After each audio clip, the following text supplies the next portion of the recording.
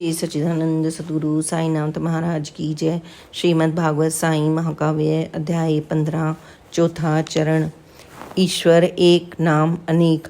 ईश सदा से ईश है, सदा रहेंगे ईश। रूप बदल सकता मगर नहीं बदलता ईश।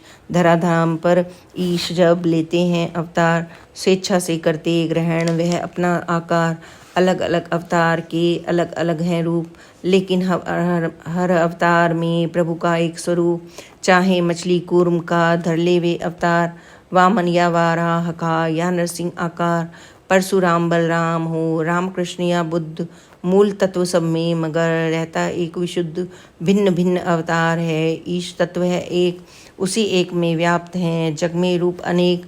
राम कृष्ण या साईं का एक समान स्वरूप, जग में इनका भिन्न है केवल कायिक रूप।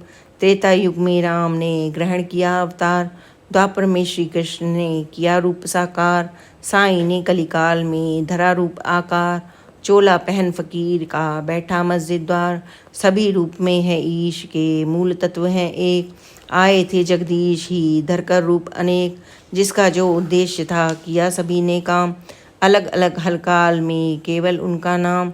कोई उनको देखता मुरलीधर का रूप, कोई हाथों में धनुष लगता रूप स्वरूप। कफनी पहने देखता कोई रूप फकीर, हर अवतारी रूप है ईश्वर की तहरीर। कलयुग के अवतार हैं सद्गुरु साईं राम, ईश सदा से ईश हैं सिर्फ बदलते नाम। साईं के स्वप्न का महत्व। आया रात्रि काल में रामलाल को स्वप्न, देखा एक फकीर को तुरंत उठा एक प्रश्न। दाढ़ी वाला कौन है, क्या है उसका नाम, देखा जिसे न आज तक उसको क्या है काम।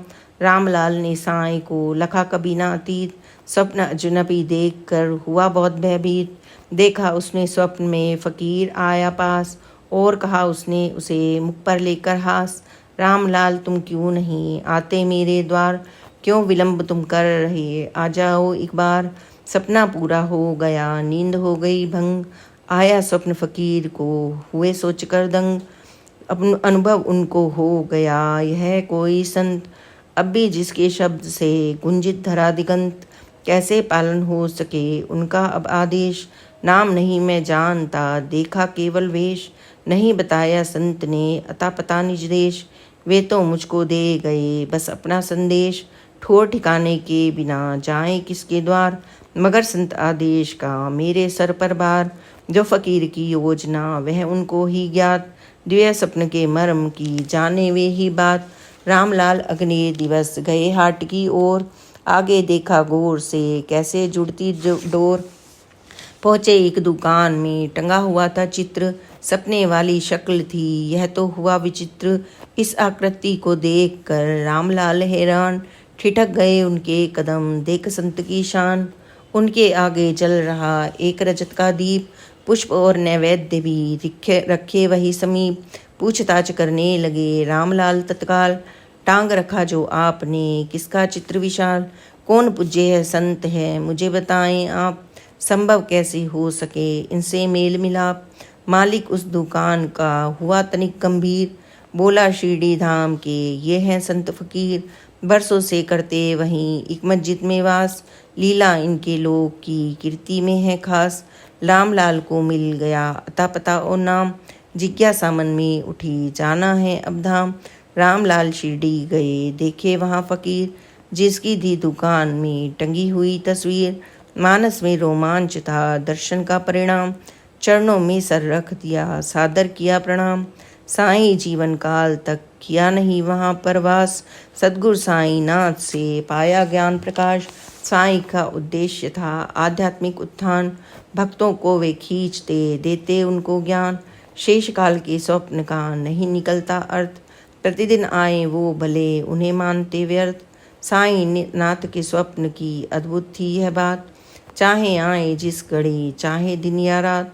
निद्रा तंत्रा जागृति साईं दे यदि स्वप्न, भाग्यो तो संकेत यह चिंता क्या क्या प्रश्न। अर्थपूर्ण होते सदा और चिरंतर सत्य, फलदायी होते रहे हुए न कभी असत्य। साईनाथ के स्वप्न को समझो शुभ संकेत, भावी जीवन को वही मंगलमय कर देत। स्वप्न मनोगत भाव का होता है प्रतिबिंब, मन ही गढ़ता है इसे वही बनाता बिंब। मन में भक्ति भाव हो या श्रद्धा के फूल, मन में बनता बिंब पर उसके ही अनुकूल। साईं भक्त को खींच कर भरते भक्ति भाव, वही डालते स्वप्न में मन पर तीव्र प्रभाव। सपने में आते अगर ईश संत या देव, यही विलक्षण योग है रखना ध्यान सदैव। मुझ पर तुम पर कर रहे कृपा संत या ईश, उनका हर संकेत ही है उनका आशीष। ईश चरण में भक्त जब रहता है अनुरक्त, साईं अपनी योजना कर देते हैं व्यक्त। ईश कृपा से ईश ही करे स्वप्न निर्माण, होता जिससे भक्त का सतपथ पर प्रस्थान। स्वप्न दर्शन सदी 20वीं आ गई, आया 18 साल, पूर्ण किया तब साईं ने निज अवतारी काल। 60 बरस तक वे रहे शिरडी में साकार, होता उनके हाथ से भक्तों का उपकार। महासमाधि में गए विलय किया आकार, फिर भी आभालोक में व्याप्त रही साकार। निराकार वे हो गए बीत गया 1 साल, 1 बरस के बाद का आओ देखो हाल।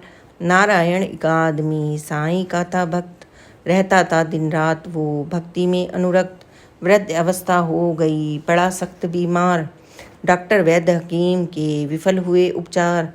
लेता नियमित औषधि मगर करे न काम, अब तो केवल शेष है लब पर हरि का नाम। नारायण रहते सदा कष्ट बदन का घोर, प्रकड़ी श्रद्धा भाव से नाम जाप की डोर। साईं शक्ति दिव्य पर था उनको विश्वास, महासमाधि बाद भी उनका व्याप्त प्रकाश। साईं शरीरी रूप में चाहे ना हो आज, दिव्य शक्ति उनकी मगर करती जग में काज। तभी अचानक स्वप्न में ग्रहण किया आकार, नारायण को रात में दिखे साईं साकार। गहन गुफा से साईं बा निकल रहे साक्षात, बोले आकर पास वे सुन तू मेरी बात।